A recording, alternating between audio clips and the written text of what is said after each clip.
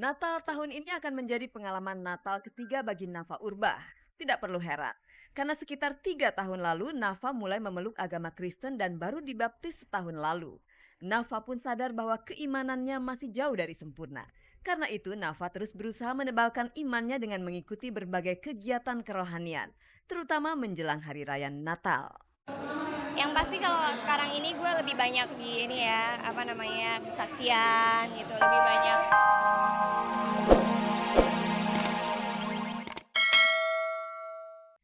Pemirsa, Linda Rahman akhirnya memenuhi panggilan dari Polres Jakarta Pusat atas kasus dugaan penipuan terhadap Taufik Hidayat.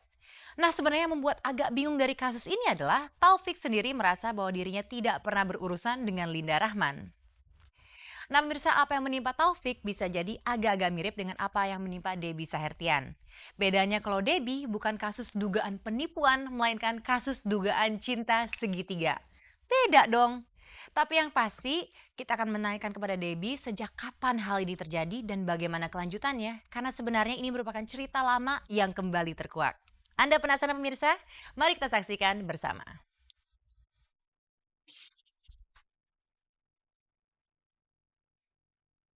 Kasus hutang piutang yang melibatkan Linda Rahman sebagai peminjam dan Taufik Hidayat selaku pihak yang meminjamkan uang semakin keruh saja. Hari Senin tanggal 19 Desember, Linda memenuhi panggilan Polres Jakarta Utara atas kasus tersebut. Begitu Linda keluar dari ruang pemeriksaan, para wartawan infotainment langsung melontarkan pertanyaan bertubi-tubi. Alangkah sayang Linda yang biasanya terbuka pada para wartawan menolak untuk bicara. Linda dan pengacaranya Elsa Syarif malah menghindar dan masuk ke sebuah ruangan. Setelah wartawan bernegosiasi, akhirnya Elsa Syarif bersedia memberikan keterangan. Saya minta maaf, klien saya nggak bisa bicara, nggak bisa duduk mendampingi saya karena dia sakit. Pelapornya adalah Rita Luciana yang tidak kita kenal. Dan saya sudah bilang itu kan hutang piutang, di mana senilai 200 juta. Tetapi Linda hanya terima 180 juta, 10% dipotong untuk perantar. Dan ini bukti bahwa sudah dibayar 50 juta ya, sudah dibayar ya 50 juta. Kemudian dengan debt collector sudah dibayar dengan arloji copar yang senilai 175. Jadi semua sudah terbayar 225 juta. Mengapa Linda tidak melunasi seluruh hutangnya dengan uang cash, malah menjaminkan sebuah jam? Kita mau niatnya begitu, tapi kan kalau Anda dikubur sama debt collector, apa Anda bisa berbentak-bentakan sama debt collector? Anehnya laporan tersebut bukan dibuat oleh Taufik Hidayat, melainkan oleh seorang wanita bernama Rita Luciana. Siapakah Rita? Mengapa ia berani pasang nama atas kasus yang sebenarnya melibatkan Taufik dan Linda? Rita itu kita nggak tahu, tapi yang kita kenal cuma namanya Ita. Apakah Rita dengan Ita itu sama? Ya itu nanti penyidikan. Benarkah ada SMS ancaman yang kabarnya dikirim pihak Taufik kepada Elsa maupun Linda? Bahkan SMS ancaman itu membawa-bawa nama Agung Gumelar. Bahwa ini debt collector, banyak ancaman, banyak yang intimidasi, mau dibunuh segala rupa. Dan jangan lupa saya kemarin pun juga diancam. Saat meninggalkan kantor polisi, Linda Rahman sama sekali tidak mau bicara. Sama saja dengan Taufik yang pasang aksi tutup mulut kalau ditanya soal kasusnya dengan Linda. Bicara soal aksi tutup mulut, Debbie Sahertian juga memilih diam dan kabur jika ia dihubung-hubungkan sebagai wanita yang merusak rumah tangga Andre Dumais dan Ausi Amayanti.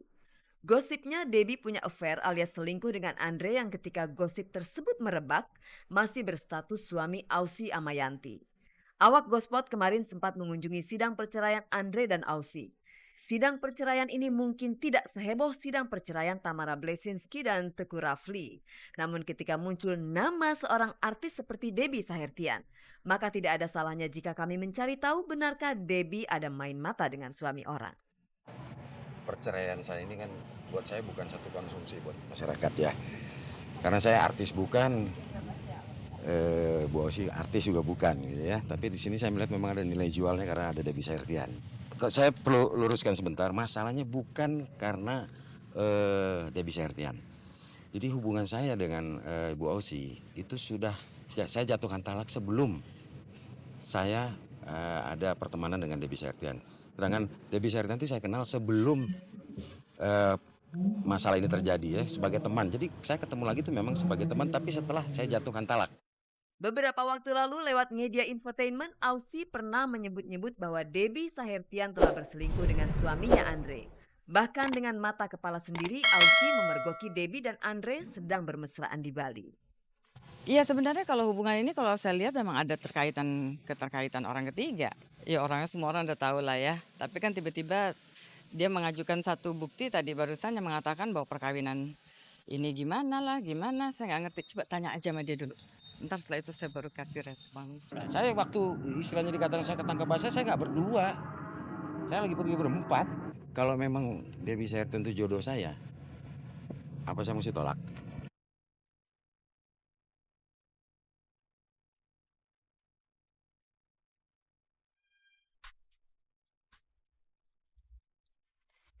Pemirsa, siapa yang benar, siapa yang salah? Biarlah waktu yang menjawabnya.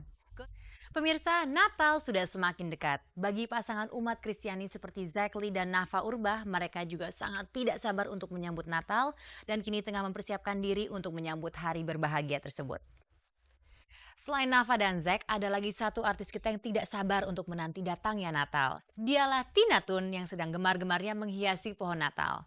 Tapi kabarnya nih tanggal 25 Desember nanti Tina akan berada di Singapura. Tina Tun di Singapura? Jangan-jangan dia mentas di sana. Tapi sebelumnya pemirsa, mari kita saksikan dulu persiapan batin Nafa dan Zack berikut ini.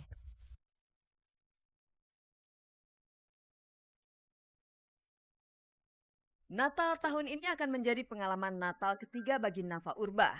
Tidak perlu heran, karena sekitar 3 tahun lalu Nafa mulai memeluk agama Kristen dan baru dibaptis setahun lalu. Nafa pun sadar bahwa keimanannya masih jauh dari sempurna.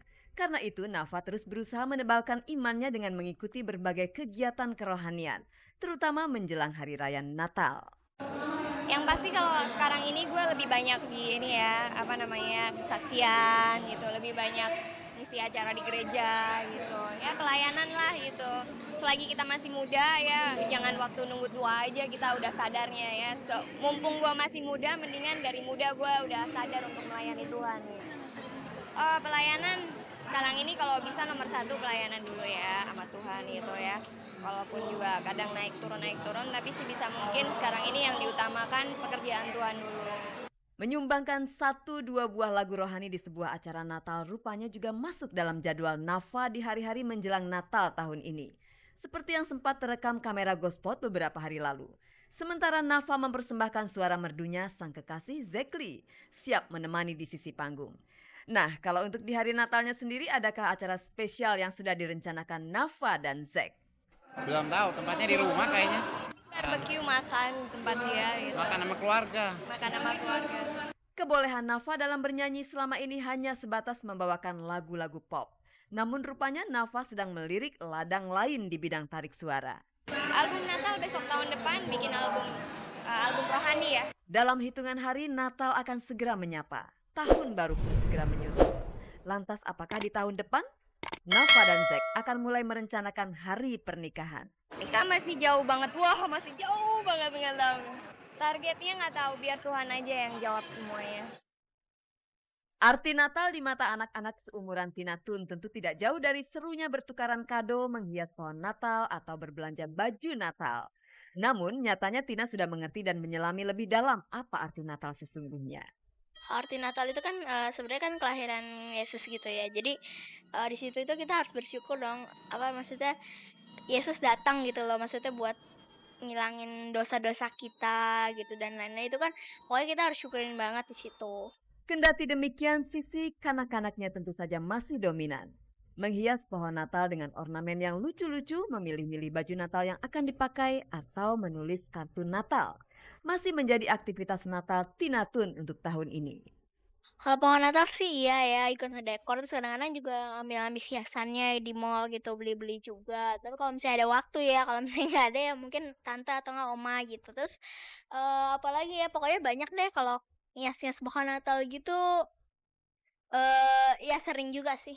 Kadonya sih, ada yang udah disiapin, ada yang belum gitu ya. Terus mungkin kalau misalnya buat yang kecil-kecil, misalnya buat yang baby-baby gitu kayaknya udah gitu ya, lebih lebih gampang kan soalnya kalau misalnya buat yang udah besar-besar gitu agak susah nyarinya. Mungkin baju juga nyiapin.